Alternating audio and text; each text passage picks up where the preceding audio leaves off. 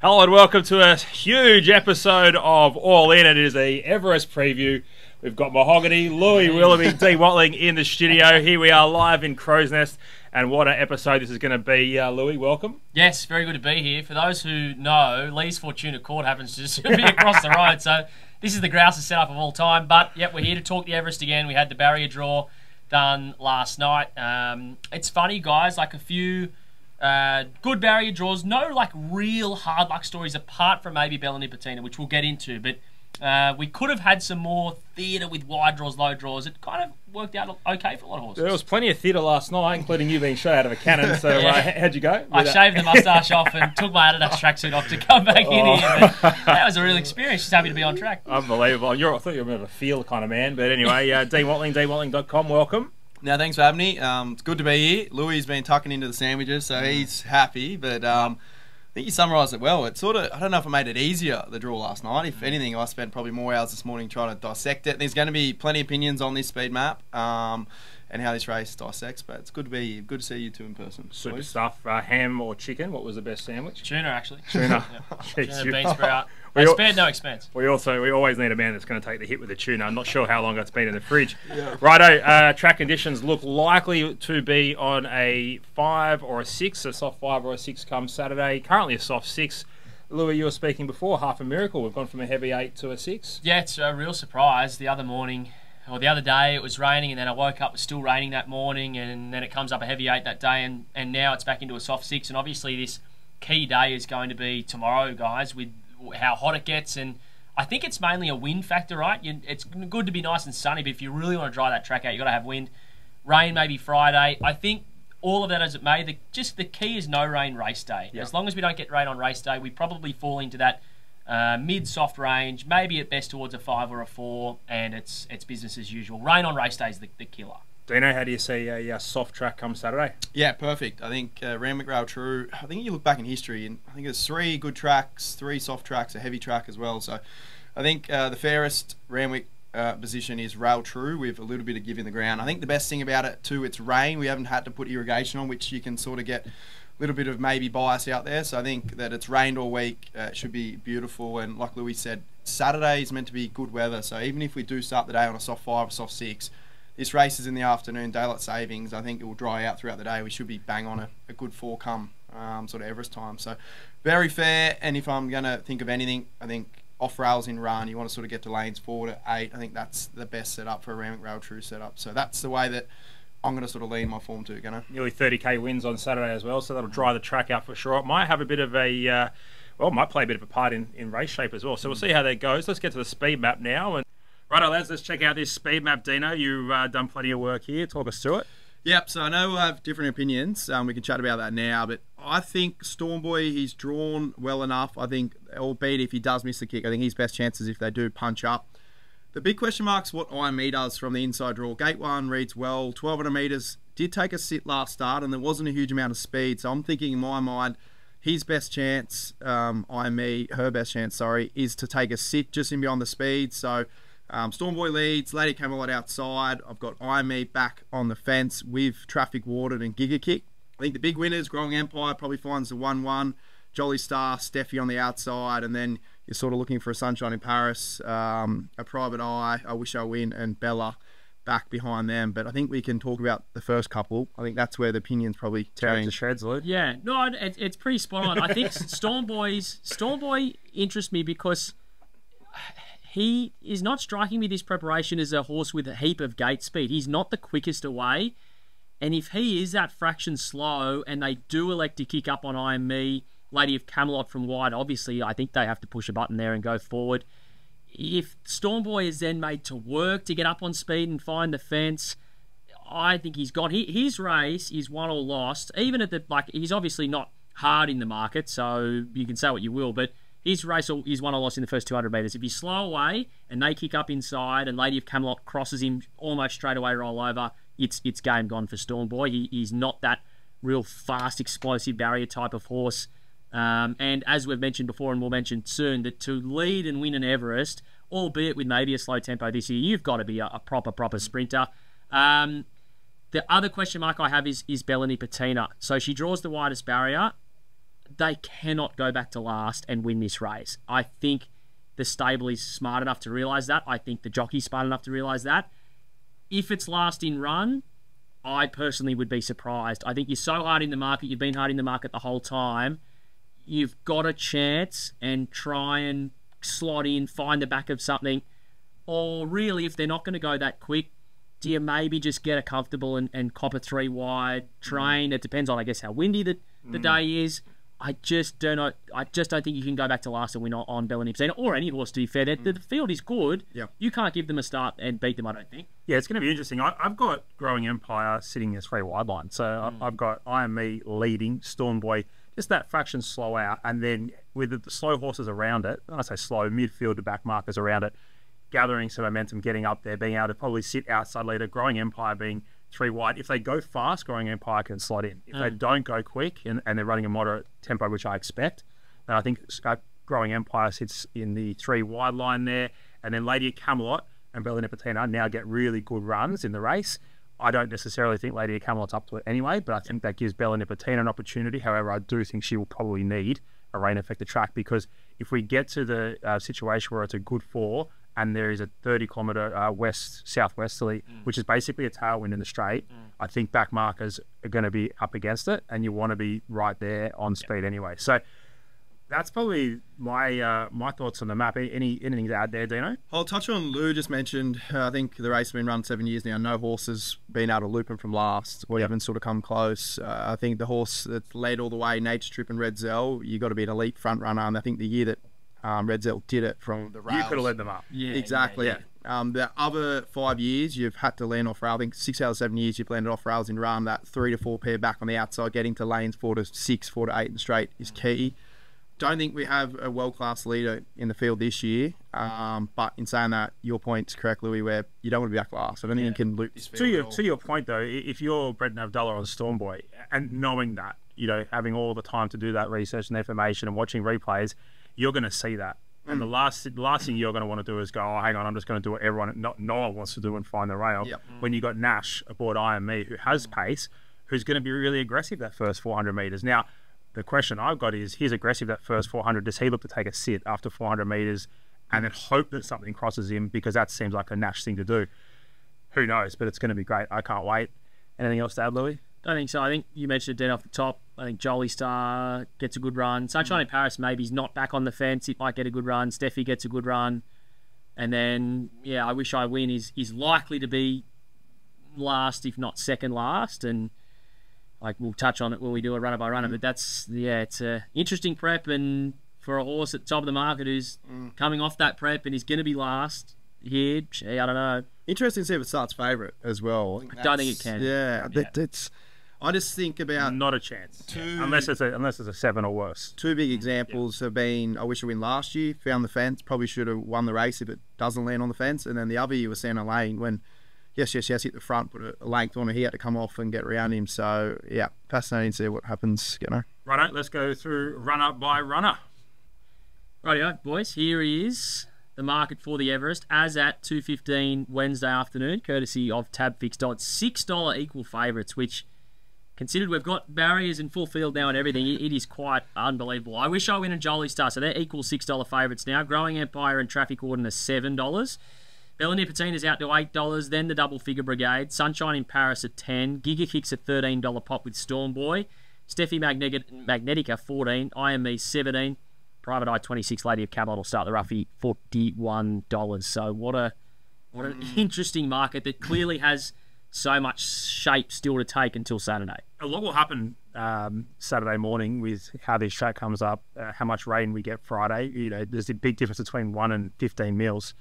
So there's a lot of movement to come in this. And you're spot on, Dino. Does I Wish I Win start favourite? I'd say probably not if it's a 4 or a 5. So a lot to play out here. And, you imagine if we turned up here on Saturday and it's a good 4 and the track plays on speed leaderish. Yeah. The whole market will flip on its head. So very, very interested. Let's get into it. I Wish I Win. Louis, give us your thoughts on him. Can he win? He's had an interesting prep this time around.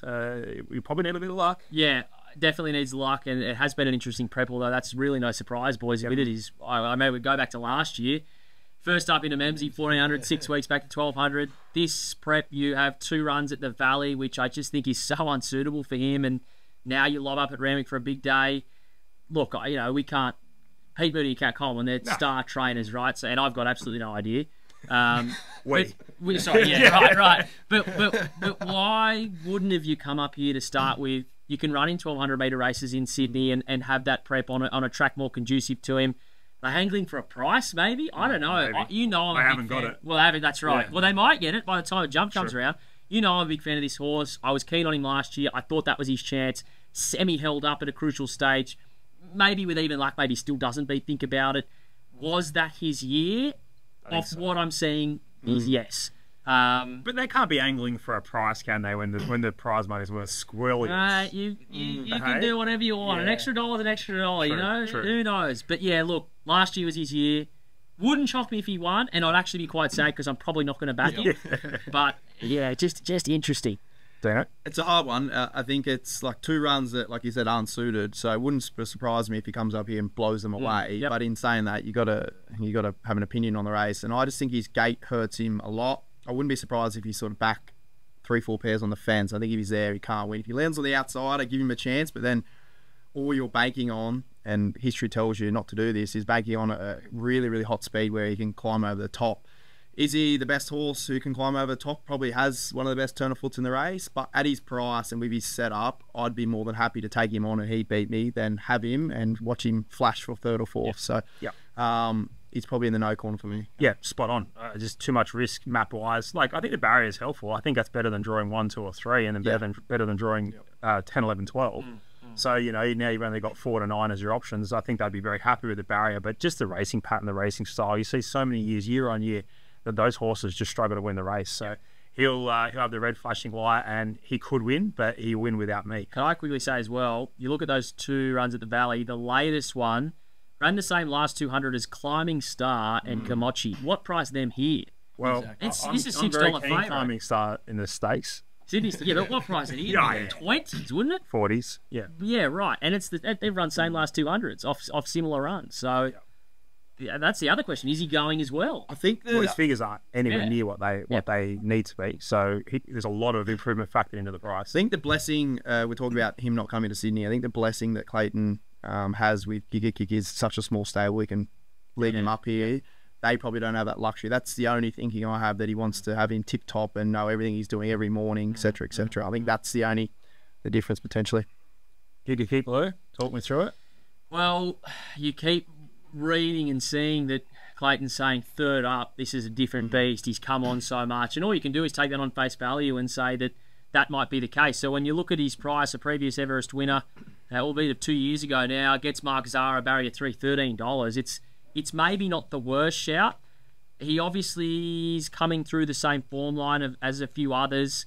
He's just that touch off them, but with improvement could be able to get there. And I keep coming back to Mark Zara. He is such a big race rider. Like you won't find him riding Tuesdays or Thursdays or Sundays. Definitely not, especially if you had a win on the Saturday. Big dog. He's coming for big rides, and with a Caulfield Cup there on the same day at Caulfield, and he comes up to Sydney for an Everest. That's a huge push. He's chasing that prize on a horse he obviously thinks is going to be a big chance. So I'm not with it, but at $13, when we price that race up, it might become a saving bet at some stage. I really do think so, if there's that improvement that Clayton says there is. It needs to improve significantly, which is a big risk. Comes off the injuries, comes off the preparation where he hasn't got anywhere near back to his best, and some of those better runs are on rain-affected tracks. So I actually think the more rain we get, the more his chances increase. Not necessarily to say that's where he's going to perform his best, but the others fall away a little bit more, and he can sort of maintain that sort of figure. Barrier 3, it's okay, but I can also see a scenario where he's going to need a hell of a lot of luck as well, Dano. Yeah, you used to touch on the form. I'll probably touch on the barrier more so. I can see him 3-4 pairs back on the outside, and like I suggested, in a world-class sprint race, the last thing you want to do is have to come off heels and give any of those horses maybe a length in front of you. You've got to be in career best form. I even think if he was in his best form, not coming off an injury from that gate, I'd still be probably concerned. Biggest thing is the Premier was run slowly as well leading to this, and he's won a Group 1 over 1,400 metres. So high pressure 1,200 metre race suits. Easy going as well? I don't think so. And then you counter that with another knock on, a bit of a coach killer, draws a bad gate. I think there's two negatives there that happy enough to take him on at the price for sure. Private Eye. How does Private Eye win the race, Lou? I don't think it does. I know you guys have been semi-spruiking it as a chance. I'm really keen to be against it. It's been well back and run on nicely enough in 2 runs this prep. It's got form around these horses, but it's not beating them. So go back to the Doom in 10,000. It gets beaten by Bella Nipotina and I Wish I Win. It got beaten by Sunshine in Paris in a Group 1 Galaxy. I think it was going better last year when it ran 3rd in this race. I just can find too many negatives from a comparable form perspective around chances in the race to say that I don't think it can win. The positives, as you just kind of touched on there, that it is stronger at the end of 1,200 and up to 1,400 metres, which is always a benefit in this race. However, if there isn't much speed on paper like there can be in some Everests, yeah, I'm pretty happy to be against it. Yeah, I tell you what, it just seems like a poor man's I Wish I Win. Really, I think that's sort of where we sit now with the way the barrier draws have come out. Don't cut that up, Luke, otherwise Joey will be all over me on Twitter. But as if I can't believe they didn't go with Think About It. Like, dead set slaughtered last time out. Can lead races. Look at the speed in this. There's no. Surely you're kind of going, no, I'm not a slot holder. Yeah, it's intriguing. I'd probably sit the other way. I think he's a really good price in this race. I think he's an exotic horse. Can he win the race? Probably not. I can see him running 2nd or 3rd. He was absolutely butchered last start in the shorts. They try to go forward from the gate. 4-5 wide, drove back to last. His sectionals was as good as you'll see in Everest trial. He was coming home 2-1 of Giga Kick and Co in that. So I think he's a really good roughie. Do I think he can win the race? No, but I'd be throwing him in for exotics for sure. A horse that I think's taking up too much room in the market is Bella Nipotina. If it was a heavy track, I think that, she has the race at a mercy from that wide barrier, but she's going to need a lot of luck. She's going to need a Lady of Camelot to follow a growing empire. And therefore, I think she's going to be in a little bit of strife, Lou, but I think you got an opinion of this horse. Well, I was so keen on her all throughout kind of this saga that is the Everest, and then you just get barrier 12, and it's cruel, isn't it? If she draws 4, it's a different situation. Absolutely, yeah. Absolutely. So I think genuine luckless in 2 runs this prep while being very good at the same time. Held up when second to I and Me in the Concorde. Same story in the Premier last start. When given a real quiet ride, clearly a Group 1 run is coming next start kind of ride. You know, wasn't there to be up on speed and blowing them away, and probably still should have won. 3rd up Peaks, won the Giga Kick Stakes this run of the prep last year, same time. It's got a 2nd in the William Reid to Imperatrice. Like, that's top level form from her last prep, and I don't think she's that far off it. The problem is, I think with Bella, is she's just not that A grade Everest winner level. She's a very good horse, maybe half a length off it. Do you have to be the A grade level horse to win this year's Everest? That is the question. Probably not. If she gets any luck, not last with cover from barrier 12, 100% in the race. And a rain affected track, or do you think she can win on a good 4? I would be more confident on a rain affected track. I don't think a good 4 spells the end. Because a more rain affected track brings those wide barriers in a play, of course. Yeah. It does, and it probably takes away from a couple of other horses as well. I think that's the biggest thing. It's not that she's can't run over a good 4. It's that probably everyone else is better on a good 4 where she's better on a wet track. Yeah. So that's the query with her. It's a hard one. You got to figure out in your mind if she's either gotten a lot better, or we've just lost a lot of the top end horses, your Nature Strips and Co, and the top end's maybe not as strong, therefore she's sort of a false leading sprinter at the moment. I think the gate hurts her a lot. Like we mentioned, you go back through history and there's been some proper backmarkers. Chautauqua, Santa Ana Lane, Masked Crusader nearly beat Nature Strip. You've got to be so good, and the tempo's got to be so hot to run over the top of them. And I think the only way she wins is if there's a 3 wide line and they bunch up on the turn. And I think that's the way she wins the race. But for mine, I'm again happy to be probably opposing her. I'm me, drawn barrier 1, Nashville Willow. We spoke about the map earlier. I think he has to be aggressive, Nash, on this horse, because I don't think he has any visions of being 3 back the fence, Nash. So to be leaders back, he's going to have to be very, very positive early. Dino, how do you see the chances of I and Me? Yep, I'm probably against her. I know she's going terrific at the moment. The figures she's putting up, everything, but we go sort of from, you could say, round footy to semi-finals now, where it just heats up, and Yes, she's been strong late over 1,200 metres, but I think this is a different beast. And when you've got some Woodhouse and Bott horses around you, I think you could be unstuck late. I think, if anything, potentially a good exotic horse. You're going to be up on speed, maybe fading the last 100 metres, but you could bob for a third or a fourth. But I think she's been blessed in her 2 wins this time in, and I think it's sort of up to A grade now, where I don't quite think she's up to it, Lou. Yep, I am a big fan of the horse, but over 1,000 metres in a Group 1 or 1,100 like last start. I mean, Steffi Magnetica beats a one more stride last start. Easily. And Steffi Magnetica is a $14 chance here, so... And James jumps off. I think that's that's a massive key. Look, and that's Nash is a huge booking, right? That's huge, but J-Mac's kind of telling you, well, I think my better chance is with another horse and not with this horse. Yeah, no knocking Nash at all, right? Yeah. It's just purely James goes, I've got something else better. Yep. Which is, Pete J-Mac, isn't it? He's got plenty of irons in the fire. Must be nice. Yeah, look, I think IME will be there for a long time. I think the last sort of 100 metres, she might feel the pinch. And you just hope you're not tracking her into the race, because it might be a bit tricky, sort of like Steffi Magnetica last time. But we'll see what happens. And you also see how the track plays. The track could just turn up and play completely differently, and she could be very well suited. But at this stage, can't possibly have her in my top 4 selection. Steffi Magnetica, lure horse that was luckless behind the aforementioned IME. Yep. So she's my best roughie in the race for sure. So if I'm playing each way, it's her. As mentioned, should have won. One more stride does win. Yep. That's a huge return to racing. We spoke earlier in the week when we did our all-in show. Did they expect to be in an Everest this preparation? Before I posed that question to you, thought maybe not. You guys were like, no, they thought she'd run on this day. They just didn't know in what race. The more I think about that statement, if you're looking at that day, what race do you want to run in on this day? It's the Everest, right? So this is no fluke that she's returned really well and she's been able to get a slot. She's going to be strong at the end of 1,200 metres. That's a big tick.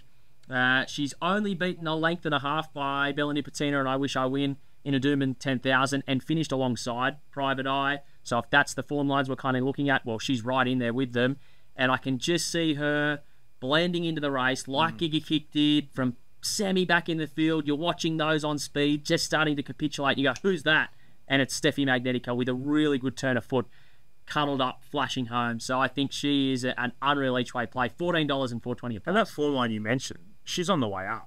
And yeah, the others are probably even or on the way correct. down. And Bella probably an exception to that, but the rest of them are sort of on the way down, and she's going on the way up. Do you know? What I like is that her first up run was 11. I'd probably be not concerned, but I prefer that now to 12. And she's got the exact same setup, comes off a Stradbroke win as Think About It, who won the race last year. There's a couple of big ticks. I think everything about her race is the first 200 metres. She's got to land off rails, not be so far back. 3-4 pair back on the outside, even 5 pairs potentially, and I think she is a proper chance in this race. So that's all you got to get start right, and I think she's massive. Tell you what, it gives you hope, boys, doesn't it? Go back a couple of days before New Year's Eve 2023. Lobs in a 58 at Orange and salutes, and less than a year later, who did that too? Farnan did that. Yeah, and you're a genuine. Everest. Ours is still lobbing there. Yeah. We're still at Orange. No, we started Gosford now at Orange. It's like we've got the regression going. Tarek Cup. Yeah, we're going backwards. Oh boy. I think she's a great chance. Really, really good chance. I have her marked closer to $9. I think the current market's around $14. So just say, Lou, great each way play. I think she's on the way up. I think she's a new kid on the block. Don't understand the price, and I think there'll be bookies will be trembling times this race going around. 4.15, I'll be nervous because I think the money will come for her. I expect to be really well backed, and she won't be starting $14 in my book. Righto, Sunshine in Paris, Louis. Worried, really worried. Could be my forgotten horse. Good win first up, beating Jolie Star, who I think had excuses in that race. Fast run second up, while a regression, that's okay, but you've beaten a key favourite. And then you go and look at it, finished not far in a TJ second up earlier in the year. That was alongside your current favourite, I Wish I Win. So it's got all these form lines. Think it's a dynamic fresh horse. 4 starts fresh, 3 wins and a minor placing. Does it just come back a bit off that second up? Is my 35 days? Yeah, so it's not bad. I'm struggling to really line it up and make a good case for it. It's probably going to be my forgotten horse in the race, and if it wins, you look back on it and go, could have easily made a case.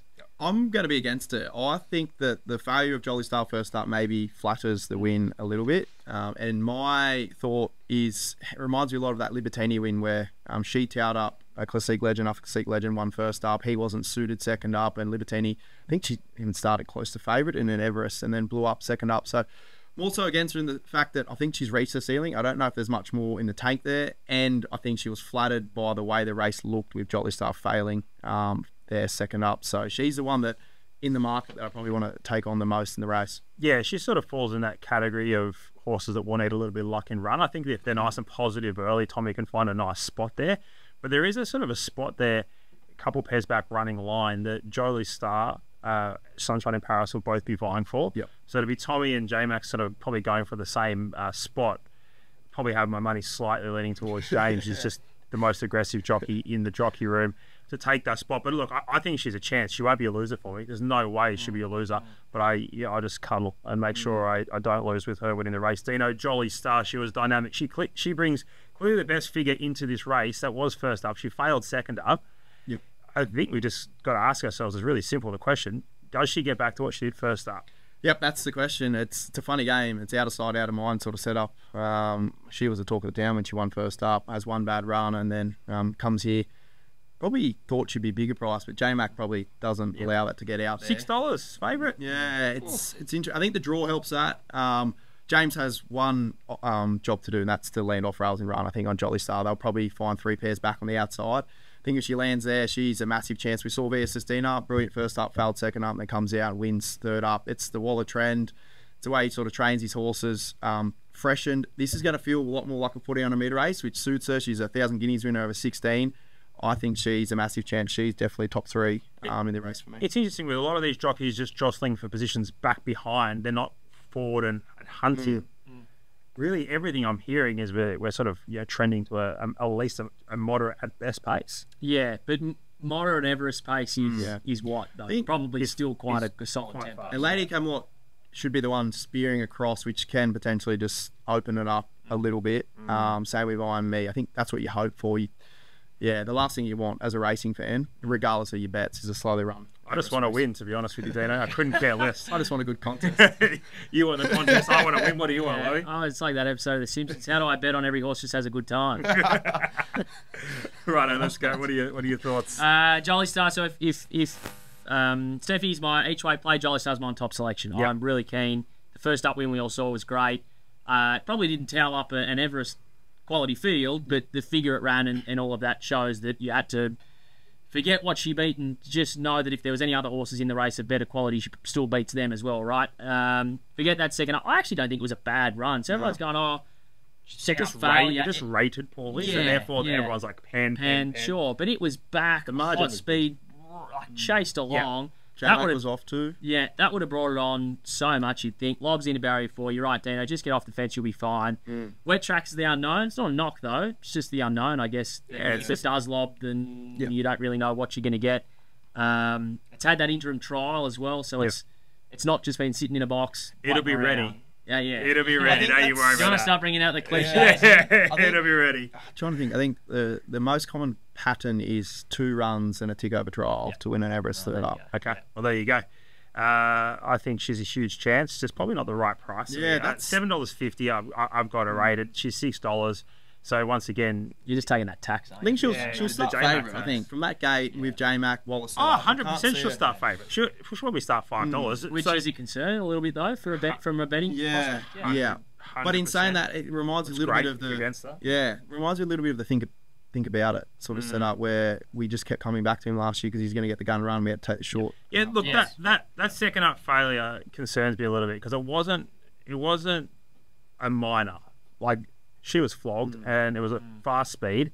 So now all of a sudden you go, hang on, if there's a hot tempo, which we don't think there will be, but if there's a hot tempo, is she completely cast? Or did she just completely tad up second up? There's just too many question marks for me to be favourite at $6. But around that probably $7.50, $8 mark, you probably start to entertain her. And you've got to take a set against some horses here. You have to. If you don't start taking a set against horses, you're going to be left with backing them all and losing. And losing 20% of your coin.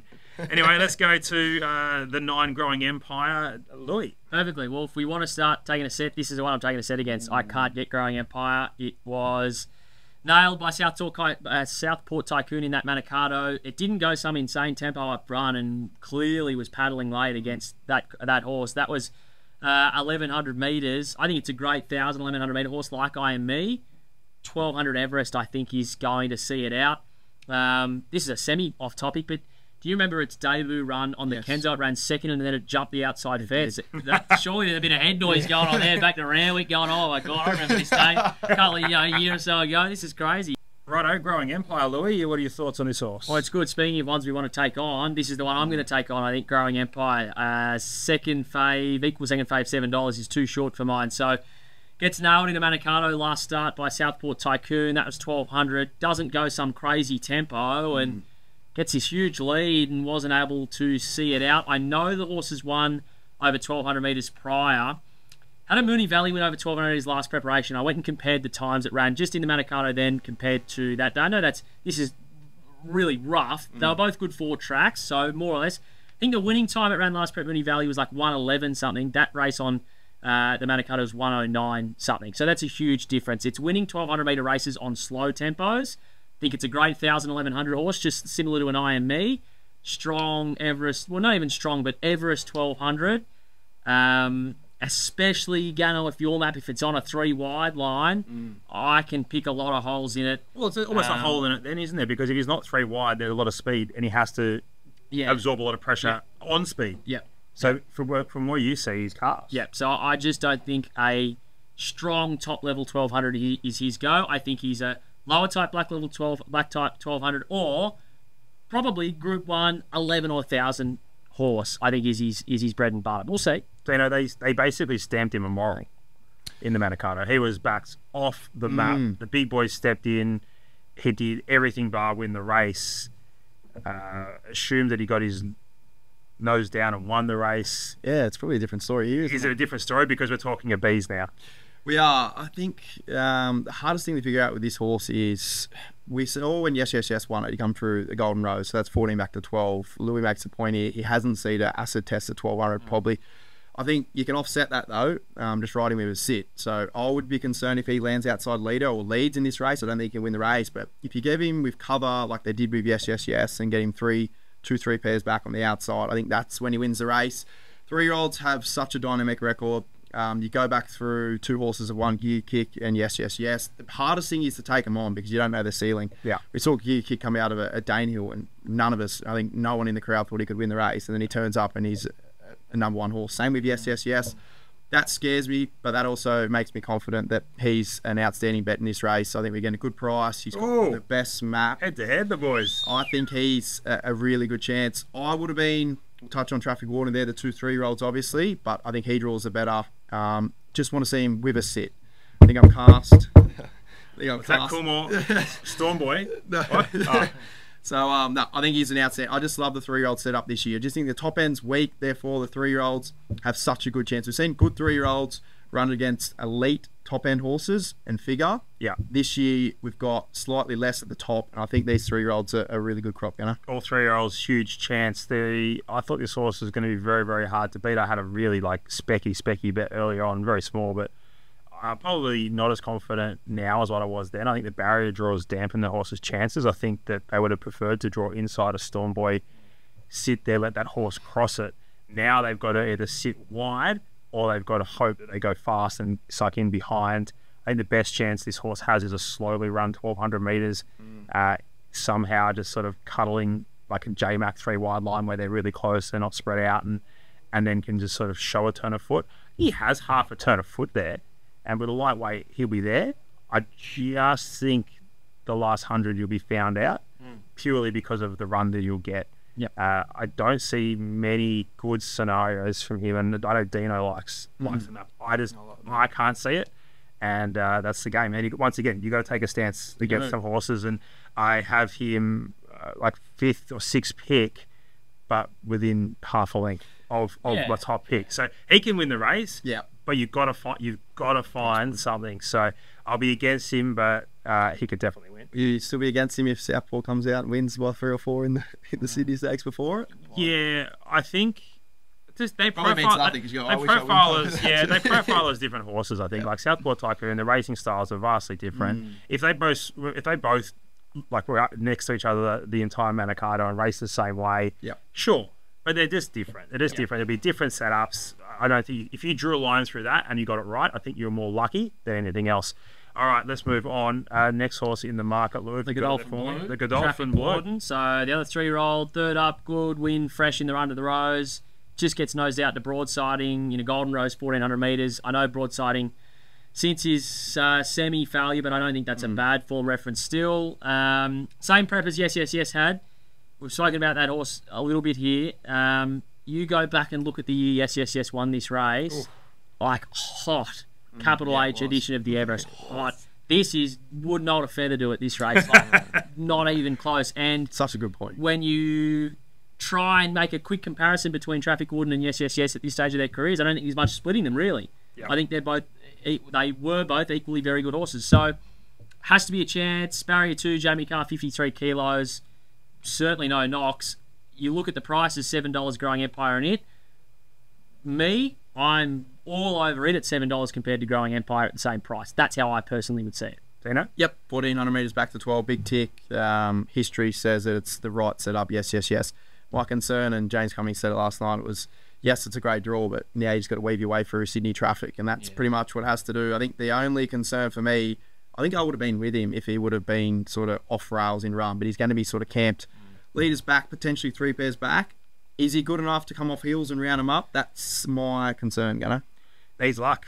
Good. So has tactical speed, enough tactical speed to land there. I think we saw it in the Golden Rose. Yep. So he'll be there. I think he'll be top 5 in the run. He'll need some luck at some stage. He needs to follow the right horse.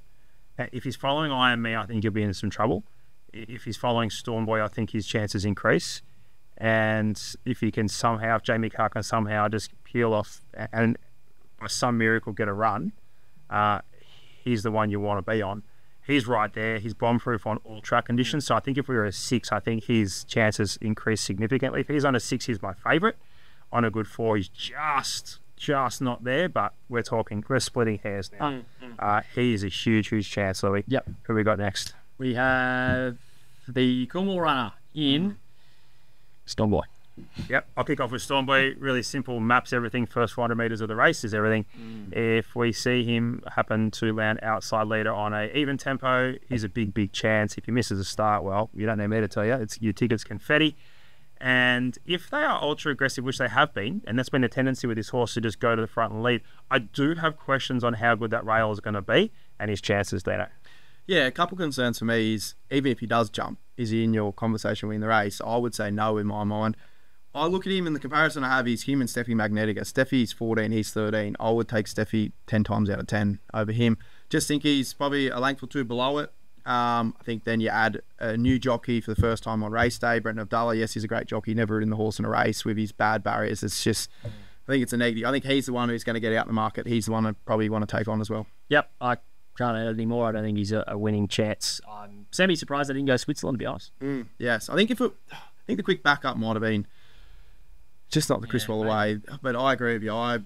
Looking at the data, looking at everything, I would have went with Switzerland. It's a big race for a lot of money. You'd think, okay, sure, it's maybe not the ideal setup for Chris Waller, but this is a lot of money, guys. Like, you're going to just put your best chance in, surely, don't you? I share your sentiment. I think that Switzerland would have been a very big chance in this race and has X Factor. We're ceiling we haven't seen yet. But I'll tell you what, he'll be winning a Cornwall with even luck. Stormboy? No. Oh, Switzerland. Switzerland. Sure. Yeah, I was going to say. Oh, too good. Right. Moving on to the next horse. Lady Camelot. This is the last one. Lucky last. Ruffy. Absolutely none. Yeah. Interesting pick. Needs luck. Yeah, talk me through it. I don't know, because you've got horses. So the 4 emergencies: Overpass, Southport Tycoon, and think about it. Last year's winner, Marzu, sure, but I probably fair enough. How any of those 3 aren't in instead of Lady of Camelot is beyond me. I think has to be some deal. Yeah, there has to be a breeding. Yeah. That's all that I can sort of think about it. Which is, I think this is the first year that you actually got emergencies that I would maybe even have a. Southport Tycoons. Yeah, like even right in the race. So, the barrier is so tricky. You're going to go forward. I don't think you can go back and then round them up at all. She did take a sit in a 1,200 metre Golden Slipper and was outstanding. But what do? You got to punch forward, hopefully slot in with cover or settle outside the leader. I don't think she's up to winning the race. If anything, you could maybe have an exotic on her, but no, I don't think she's going as well as she needs to be winning. Going. Righto, lads, let's do our top 4 best bets and how we're going to play the card. Righto, lads, it's that time. Give us your top 4 selections. But before we do that, if you are watching, chime into the YouTube comments. Let us know your top 4 selections for the race and why. And I tell you what, Luke might put a duck race together or something. Might win a prize of some description. Who knows? But just let us know. It's your chance to shine. You might be here. We might kick Dino off the... he's sitting that close to it. We'll get rid of him. Kick him off the... what is this? Bench. A bench? Press conference. Feels like a press conference. Yeah. Absolutely. Louis, top 4 and a little bit of a reasoning. So, top 4, I'm going to go Jolly Star to win, Steffi Magnetica each way, Saver, and then if you're playing your wider exotics, Traffic Warden and Bellany Patina are the ones I'm going. So it's 8, 6, 10, and 4. Jolly Star, third up. Chris Waller, interim trial, bounces back off that really good fresh run and okay enough second up start. It's got a good turn of fork. It maps well. J-Max riding. There is just so many ticks on paper. The problem is that you might just have to take that pay cut on the price because of the J-Mac factor and the map factor. You're maybe not getting just on what it's worth. But when are we ever getting what they're worth? Let's be fair to you. Steffi, for the reasons outlined, is your saver. Huge first up, wins in one more stride. Second up, strong at the end of 1,200 metres, and is another one who gets that really good map off the fence. And then Traffic Warden and Bellany Patina I'll throw in because they are good chances and should be rounding out a top 4. It pains me to leave. I wish I win out.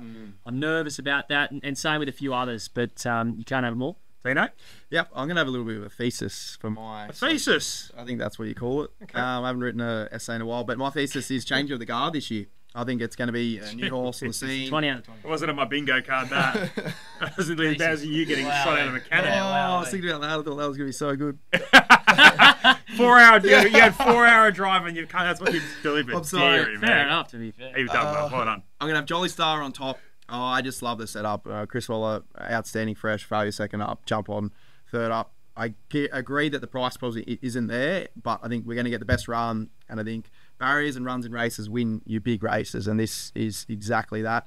2, Growing Empire, I think a 3-year-old, I think it's potentially this year. I'm probably have both of those even on top. Not sure which way I'll lean. I'll probably figure that out Saturday morning. I just think 3-year-old, untapped, going to get a gun run for me. You got splinters. No. I think it's easy 2, 3, 4 bet playing. Exactly. Knowing me, 5, 6. This is At least. This is Thursday Odds as well. and evens as well. Yeah, mate. This is Thursday as well, so I could have a dream tonight and change my selections. You never know. Mate. The dream catcher. Exactly. Steffi Magnetica in for third. I think she has to be in there. She's getting a lovely run. Same setup as last year's winner. And my roughie's Private Eye. I know he's an older horse, but you tie in some of his form lines, and I know how hungry Joe Pride is. He'll be the one flashing late that I can probably chime into at a big price. So I think you're back all those potentially, but the top 2 are what I'm really keen on. Jolly Star and Growing Empire, Gannon. Yep, I think Traffic Warden wins the race with an ounce of luck. I think he's clearly the horse to beat. Stormboy will be there in the finish. I'm just not sure what kind of run that it'll get. So he's in your numbers, Stormboy. Stormboy is in my numbers. Steffi Magnetica is the horse that I've been chipping away at the whole time. So I have Traffic Warden on top, Steffi Magnetica the value like second play, and Stormboy in for third. And Growing Empire, I definitely think it's a 3-year-old year, but just probably half a length off them with every other horse in the race. I think there is a huge chance that we go, oh, that should have won, that should have won. Like there'll be hard luck stories everywhere. Traffic Warden on top, Steffi Magnetica and Stormboy to round out the top 3. If I throw in someone for 4th, like honestly, Sunshine in Paris, from a ratings perspective, is probably the one, but Jolly Star's right there as well. Like, no knock, it's just price sensitive. So, look, very keen. Warden and Magnetica, the 2 for me, lads. But anything else to add before we wrap it up? Give me a good day. Going to be a great day. Kosciuszko, it's a almost jinxed it there saying the M word, but front page. Don't do that to me, please. Right, as long as it's a good 4 or soft 5, you think front page wins? good draw. Yep. I'm on Atwit's End. I've been spruiking up Atwit's End for ages, but I didn't really take a bet of the horse. No. Well, if it doesn't win, I'll do it. Love it. King Charles, he's making an appearance, but apparently. Yeah, Big Charlie, he'll be there. If you hang out with Dino, they'll be in there. What's he done with his fingers? Huge. Enormous fingers. No. Go and look at the photo. There you go. If you like King Charles's fingers, leave Louis a comment. Maybe chuck him down on Twitter and send him a photo. Righto, that's it. All in. The Everest edition. We'll be back Well, on Monday. Monday.